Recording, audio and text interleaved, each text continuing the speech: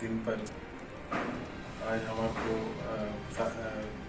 Shawl से लोग सम्मान कर रहे लायंस क्लब की तरफ से लायन रवि और उनके साथी, और मैं इस चीज़ के लिए बहुत ही उनका शुक्रगुजार हूँ, बहुत ही तहे दिल से शुक्रिया अदा करता हूँ।